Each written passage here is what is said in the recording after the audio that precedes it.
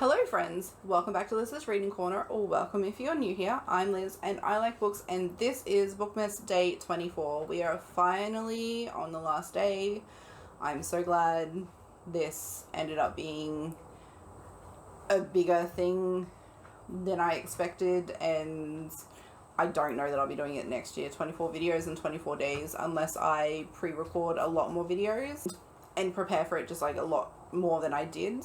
I'll go into that in my wrap up, but I just don't know that I'll be doing this next year. But anyway, we're going to read the prompts, we're going to spin the wheel, and we will see what we are reading for our last book of Bookmas. Okay, so my prompt for today is a book to cozy up with on Christmas Eve, and I chose The Christmas Bookshop by Jenny Colgan. This is actually getting a lot of, or I've seen it a lot on Bookmas, so we'll see how that goes. Traditionally, in this Bookmas, we haven't had very good, good Christmas books. Yeah, we haven't had very good Christmas books. So, and quite honestly, looking at this, I'm probably going to prefer ChatGPT's. Chats is a horror, thriller, or sci-fi story perfect for reading on Christmas Eve, and it chose Ghost Story by Peter Straub.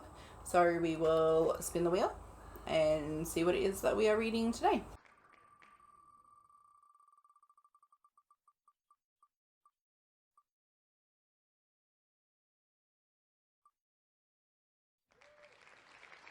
So we are reading The Christmas Bookshop by Jenny Colgan. We will see what this is like. Hopefully we actually get a good book for our last book of Bookmas, but I'm not very confident, quite honestly. But anyway, I will be back with you very soon with some thoughts. So it is really, really humid, and I'm not going to be sleeping on that much. So I am going to be finishing The Christmas Bookshop. I actually am really enjoying this. I think I finally found a Christmas book that I really, really liked. The only thing that I have an issue with is the miscommunication. Try that again. The miscommunication trope. That is really irritating. Yeah, that's really my only gripe with this. I've got 100 pages left, and I am really, really excited to actually finally get a Christmas book that I enjoyed. So yeah, finally something that I'm enjoying. Finally something Christmassy that I like, and I will be back soon with some more thoughts. So I finished The Christmas Bookshop by Jenny Colgan, and this is what I have wanted. This is what I wanted for a Christmas book. This is almost everything that I wanted from a Christmas book. This is what I've been waiting for. This is what I've been hoping for. If every single Christmas book that I read this Bookmas was like this, then we would have a much better star rating right now, like overall. But this was so good. So we follow Carmen. Carmen is the younger of two sisters, and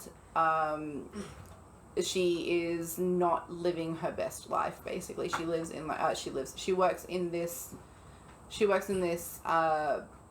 department store that is like a leftover from the 80s, where they used to sell like haberdashery and that sort of thing. So like when women would make their bridesmaids dresses instead of just buying them ready-made off the shelf, off the rack. And so this store shuts down, and Carmen's mum organises for her to go and live with her older sister Sophia in Edinburgh. And that's kind of like a point of contention for both sisters, because Sophia feels that everyone has kind of babied Carmen, and everyone has had to like tiptoe around her and feel bad for her because her life has never really gone the way that she wanted to. She was like the rebel of the family. She just didn't bother trying when it came to her exams, so she never actually went to university. She's never actually really done anything with her life. And Carmen holds resentment for Sophia because Sophia is like the star of the family. Like, she knows everything. She is a lawyer. She is married to a lawyer, and she lives in like this perfect house. She has 3 children. She's about to have 4 children. They live like the perfect life. They only eat healthy foods. They only have like wooden toys. They have a nanny who basically embodies the lifestyle that they want. And so Carmen goes to live with Sophia, and Sophia has arranged for Carmen to work in this bookshop of one of her clients who used to be, I think, basically like a laird. So he owned like a lot of property. He comes from a very well-to-do family, and he has had to sell off all of his assets because he's basically just like hid himself away from the world and has just been spending lots of money. And his bookshop is at the point of basically going under. So like he needs to make sure that his bookshop turns a profit over the Christmas period so that he can sell it in January, and that is what Sophia has basically tasked Carmen to do. There is this so added into all of this, there is this self-help guru who writes like books that women just seem to eat up, because everything that he writes is basically like, you're amazing, you're okay, everything's going to be okay, your life will be okay.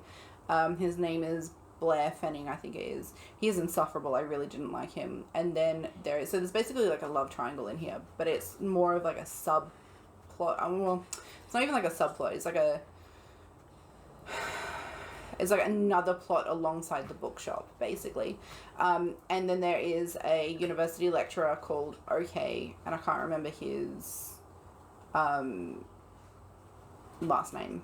But that's not like his actual name, but that's what he calls himself because that's what his sisters, or that's what he thought his sisters were calling him.